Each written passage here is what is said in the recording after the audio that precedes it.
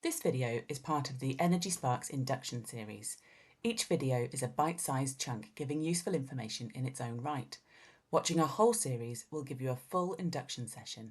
We also run these regularly as webinars, where you have an Energy Sparks team member on hand to look at your Energy Sparks dashboard with you. Help pages, available training sessions and more user guide videos can all be found on our website. In this video, we'll show you how to use your Energy Sparks account to reduce your out-of-hours electricity use. On average, schools use more than 60% of their electricity when they are closed to students.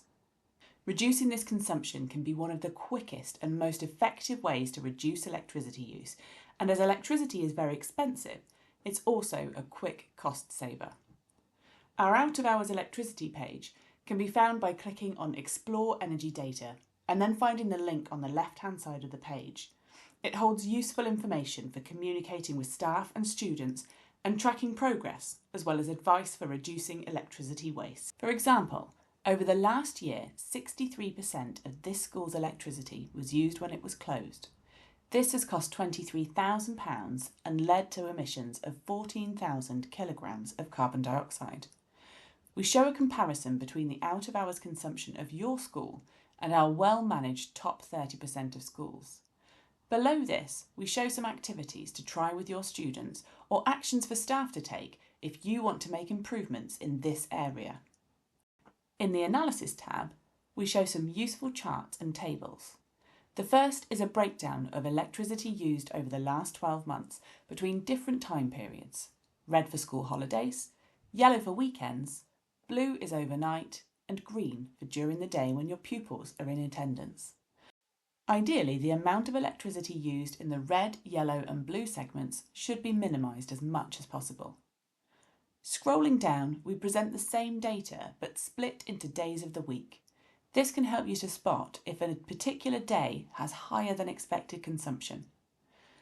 The section below this looks at holiday consumption. Where we have enough data, we present electricity consumption for all holidays in the last 2 years.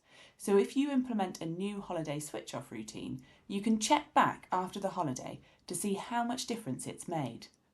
The costs and emission figures are calculated using the school's own tariffs and the national grid carbon intensity at the time of the holiday. Notice that the percentage change doesn't match between kilowatt hours and pounds. This school has been very lucky that the cost of their energy came down last year while their consumption went up. We recommend that all schools put together a holiday switch-off checklist to run through at the end of term.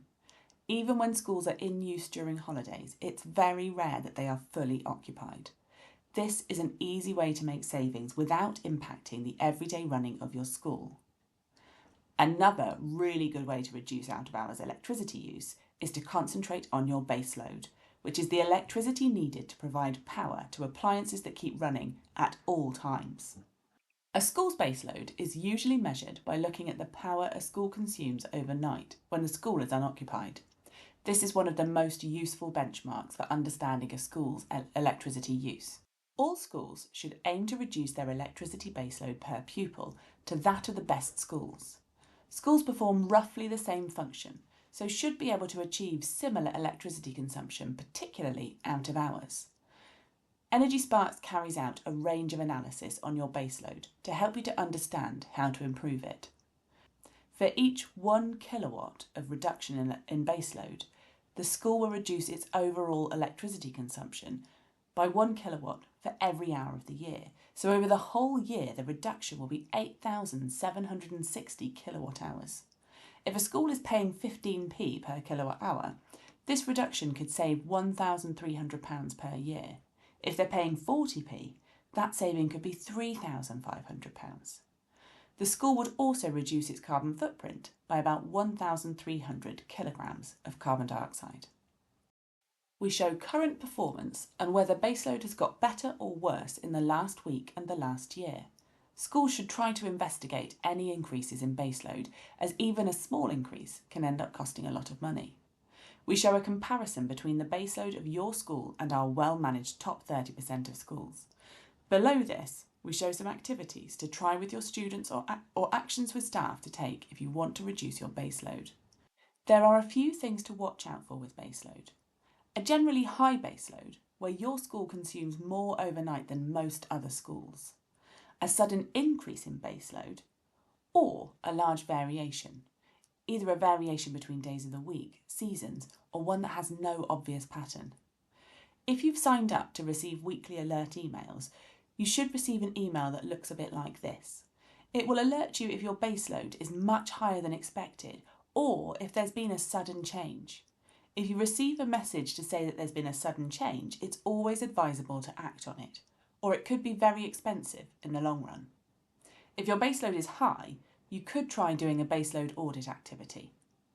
Start by making a note of all the things that should be left on at all times. Fridges, freezers, servers, security systems.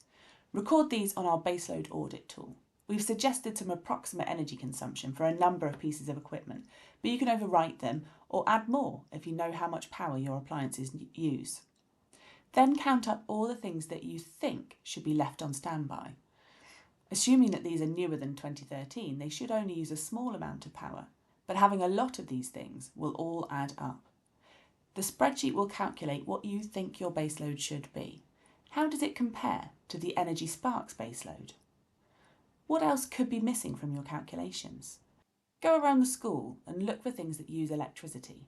Think about which might get left on overnight, either on purpose or by mistake. Plan for the future. How can you keep your baseload down?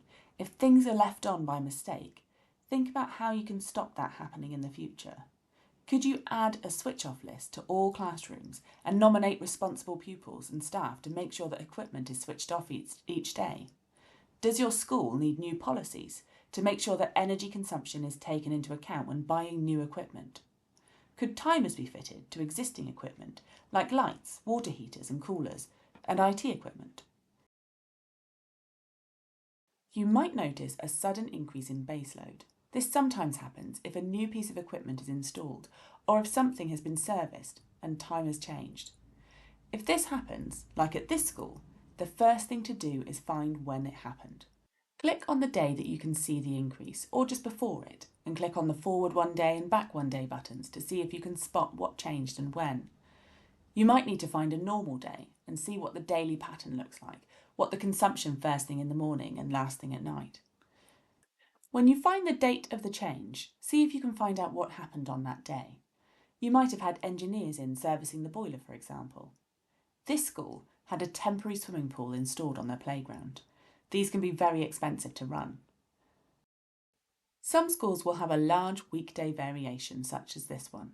You can see a repeating pattern of high and low consumption throughout the year. If you scroll to the bottom of the page, there's a table showing an estimate of how much the school could save by getting their high weekday overnight usage down to the same level as their weekend overnight usage.